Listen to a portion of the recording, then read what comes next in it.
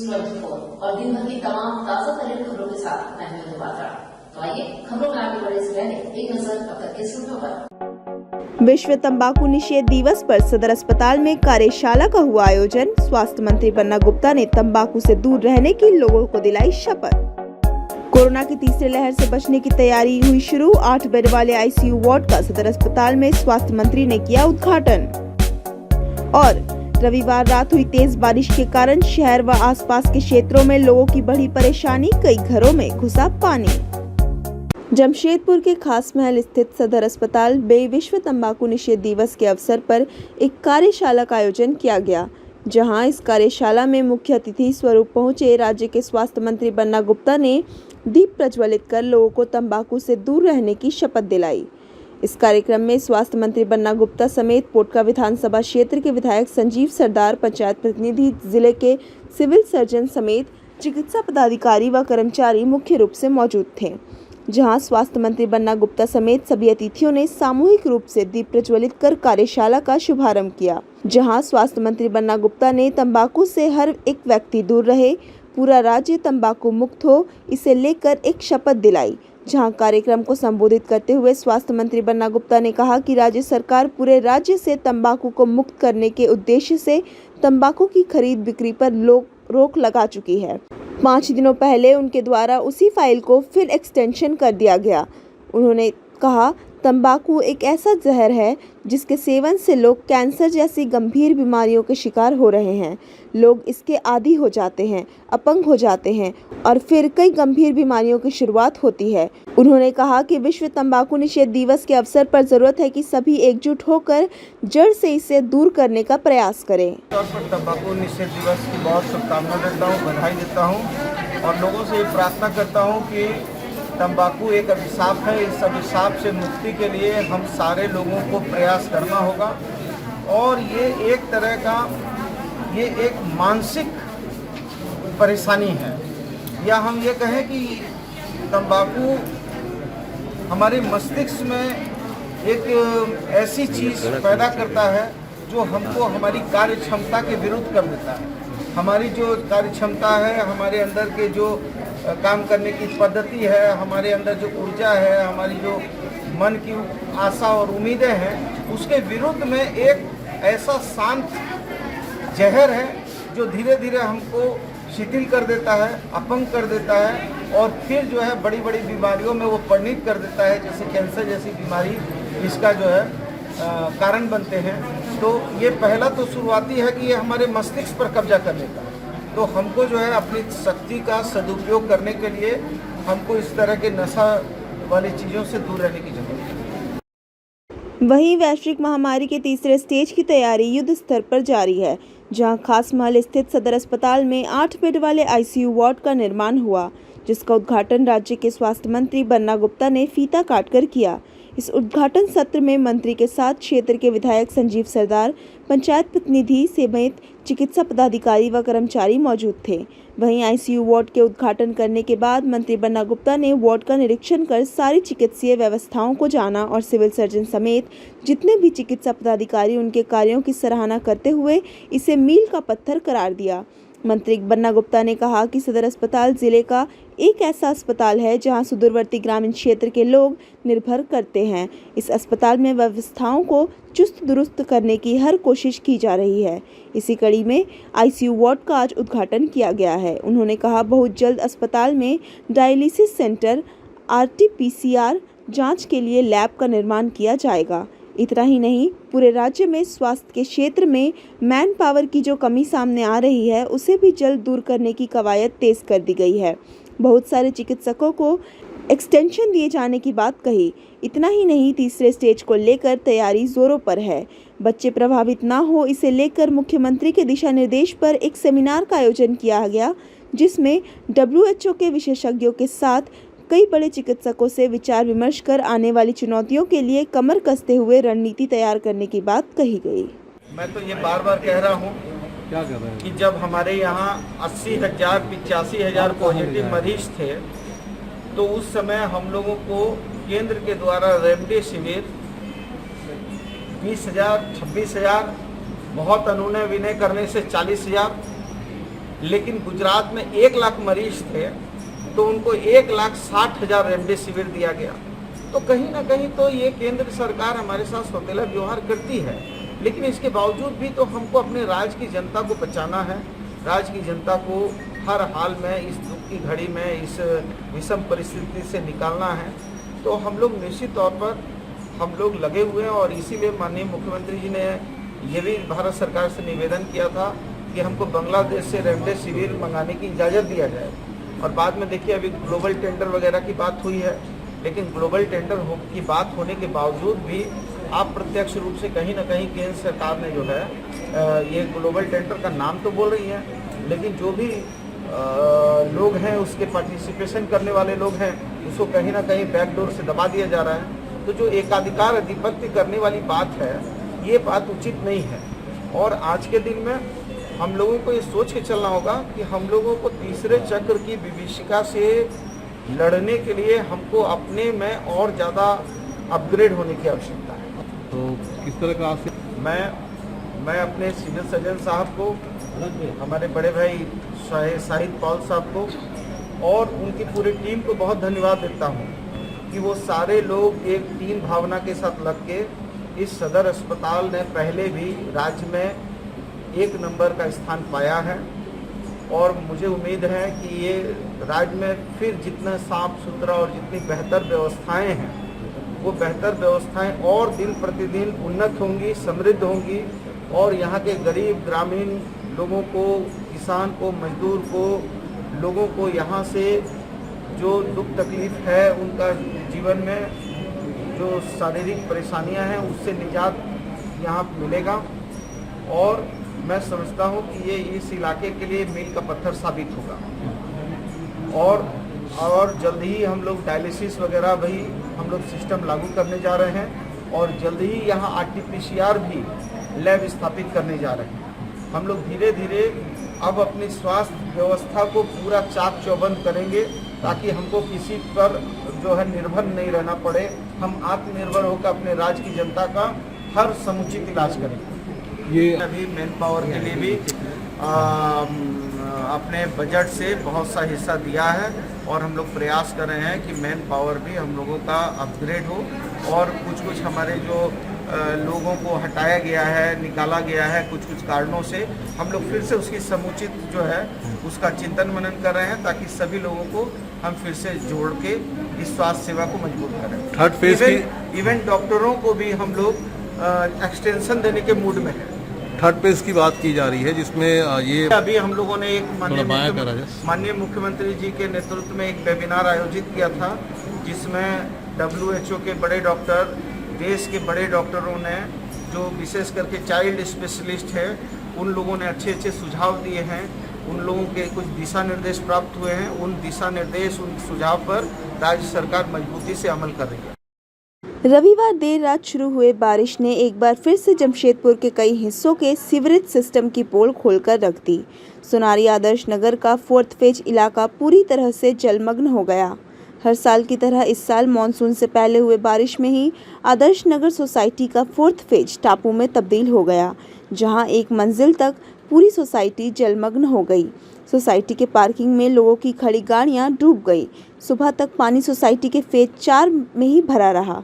वैसे बारिश रुकने के बाद धीरे धीरे पानी निकलना शुरू हुआ। वैसे आदर्श नगर सोसाइटी के लोगों को हर साल बारिश के महीनों में इन परेशानियों का सामना करना पड़ता है। स्थानीय जनप्रतिनिधि हर साल आश्वासन देते हैं, लेकिन नतीजा ढाक के 3 पात बनकर रह जाता है। हमेशा परेशानी होता है। 1 मिनट अगर आप वहाँ जा सकते हैं, चलिए मेरा घर देखिएगा, मेरा सोफा, फ्रिज, तीनों अलमारी सब डूब करके मेरे घर में पानी इतना है। अभी भी चलिए देखते, हमेशा ऐसे ही करते हैं, हमेशा कोई सोल्यूशन नहीं थी। हर साल बारिश स्टार्ट भी नहीं हुआ। नहीं, स्टार्ट भी नहीं हुआ। देख लीजिए 4 घंटे का बारिश में हम लोग सीढ़ी में, मेरा 4 बच्चा और हम लोग बैठ कर जाते हैं। लेकिन मेरे घर घर तो आके थोड़ा देख लीजिए, अगर देख सकते हैं तो देखिएगा, सब खत्म हो गया पूरा टोटल। कितने क्या नुकसान हुआ है? सोफ़ा हुआ, 3 अलमारी हुआ, फ्रिज हुआ, वॉशिंग मशीन हुआ, 3 तो ट्रंक हुआ, उसमें जो कपड़ा लता था सब टोटल पूरा खत्म। मौसम की बेरुखी ने आम लोगों का जीना मुहाल कर दिया है। कभी कुदरत का कहर तो कभी कोरोना का डर लोगों को सता रहा है। इसी बीच आदित्यपुर नगर निगम के वार्ड नंबर 8 नरक में तब्दील हो गया है। स्थानीय जनप्रतिनिधि ना तो अपने वार्ड के बारे में सोच रहे हैं और ना ही पानी निकालने की कोई व्यवस्था की जा रही है। अब तो वार्ड नंबर 8 के लोग अपने अपने घरों में कैद है और नरक की जिंदगी जी रहे हैं। स्कूली बच्चे ना तो पढ़ाई कर पा रहे हैं और ना ही इन लोगों को भोजन मिल रहा है। कई बार नगर निगम को इसकी सूचना दी गई, लेकिन अब तक नगर निगम की तरफ से कोई पहल नहीं की गई है। वैसे अब स्थानीय लोग नगर निगम के खिलाफ मोर्चा खोल रहे हैं। उधर वार्ड नंबर 8 के सैकड़ों घरों में बारिश का पानी बाढ़ का रूप धारण कर लिया है। ड्रेनेज सिस्टम नहीं होने के कारण जल जमाव है और पानी लोगों के घरों में प्रवेश कर गया है। ये हो रहा है, ये प्रॉब्लम हम लोगों को हर साल फेस करना पड़ता है कि बारिश में बच्चे स्कूल नहीं जा पाते हैं और हर साल गाड़ी बर्बाद होती है। घर में कितने घर में अभी राशन सब बोरा का बोरा रखा हुआ था, वो सब बर्बाद हो गया। छोटे छोटे बच्चे अभी सब ऊपर सीढ़ी में जाकर खड़े हैं और ये सब बर्बादी ही हो रहा है सबका। तो हम लोग तकलीफ़ ही झेल रहे हैं यहाँ पे और सबको बोल बोल के हम लोग थक गए हैं। कहीं से कुछ हम लोग का कोई सुनवाई नहीं हो रहा है यहाँ पे। हाँ, हम लोग किए हैं और हम लोग अपने से क्या बोलेंगे, पंपिंग करते हैं, पंपिंग करके पानी निकालते हैं। निकालने का रास्ता भी ड्रेनेज पूरा भरा हुआ है पानी का, तो इसलिए हम लोग का पानी निकल नहीं। क्या क्या नुकसान हुआ? मेरा तो नहीं, मेरे बिल्डिंग में हुआ है। घर का पानी, घर का सामान सब बहुत बर्बाद हो गया है क्योंकि घर के अंदर में पूरा कमर तक पानी, सब नीचे फ्लोर का सब घर का यही हाल है। एक तो कोरोना से मर रहे हैं हम लोग, फिर भी छोटा छोटा बच्चा, जितना कचरा पानी है सब यहाँ ही आ रहा है। हाँ, और ऐसे ही तो वार्ड मेंबर हम लोग का है, झाँकने तक नहीं आए हैं। 7-8 नंबर वार्ड है हम लोग का। हम लोग का वार्ड मेंबर का नाम है औसित माझी। अभी तक झाँकने नहीं आया इधर देखने के लिए क्या हो रहा है, क्या नहीं। नाले का पानी, जितना भी कचरा पानी वो साइड से आ रहा है, सब यहीं पे आके जमा हो जा रहा है। जैसे घर देखिए कि सब भर गया है, बच्चा लोग कहाँ रह गए, रात भर पूरा पानी रूम के अंदर घुस गया है। इसके कारण हम कुछ नहीं कर सकते। थोड़ा उपाय कीजिए आप लोग, इसका समाधान निकालिए। बिहार के पटना जंक्शन के पास ट्रेन से मोबाइल छिनतई के दौरान गिरने से घायल हुए होमगार्ड के जवान भगवान दास से सोमवार को होमगार्ड डीएसपी अशोक कुमार मिलने पहुंचे। इस दौरान उन्होंने भगवान शाह का हालचाल जाना और उसे 5,000 रुपये सहयोग राशि प्रदान की। उन्होंने कहा कि अगर भगवान शाह को कोई भी ज़रूरत हो तो वे हमेशा उनके साथ खड़े हैं। एमजीएम में उन्हें देखने के लिए सभी होमगार्ड के जवान मौजूद हैं। भगवान शाह के बेहतर इलाज के लिए अस्पताल प्रबंधन से भी बात की। बता दें कि बीते दिनों भगवान शाह अपने परिवार के साथ पटना से टाटानगर स्टेशन आ रहे थे। इसी बीच ट्रेन खुलते ही एक युवक ने उनकी जेब से मोबाइल छिनतई कर ली। इस घटना से वे ट्रेन से नीचे गिर गए और घायल हो गए। बाद में उन्हें एमजीएम अस्पताल में भर्ती कराया गया। होमगार्ड का एक जवान भगवान शाह नाम का व्यक्ति है जो पटना से आ रहे थे ट्रेन से, और पटना स्टेशन से जैसे ही गाड़ी खुली, इनका मोबाइल लेकर के दो बदमाश मोबाइल लेकर के कूद के नीचे चला गया, उतर गया। इसी क्रम में ये भी ट्रेन से गिर गए। गिरने के बाद पूर्णतः जख्मी हो गए, दोनों पैर इनका फ्रैक्चर कर गया है। इसकी सूचना जब मुझे मिली कि एमजीएम अस्पताल में एडमिट है, तो हम एमजीएम अस्पताल में आए हैं उनको देखने के लिए और सहानुभूतिपूर्वक सहयोग राशि के रूप में 5,000 रुपया इलाज हेतु दिए। आगे हम लोग और भी इनकी आर्थिक सहायता करेंगे, प्लस यहाँ जवान लोग हैं, इनकी देख रेख होगा। डॉक्टर साहब से मिलेंगे और मिल करके इनके अच्छे से अच्छे इलाज के लिए हम लोग बोलेंगे ताकि इनका अच्छा इलाज हो सके, जल्दी स्वस्थ हो जाए। पटना में ट्रेन चढ़े हैं, या हाथ धोने गए, मोबाइल ऊपर पॉकेट में था। चलती ट्रेन से चोर इनका मोबाइल निकाल के भागा, उसी क्रम में टना गए, जिससे इन पटरी पे फिर कैसे आप लोग इनको चेन पुलिंग करके पैसेंजर के द्वारा इनको बैठाया। इनके साथ और भी कोई थे? हाँ, फैमिली थी पूरे।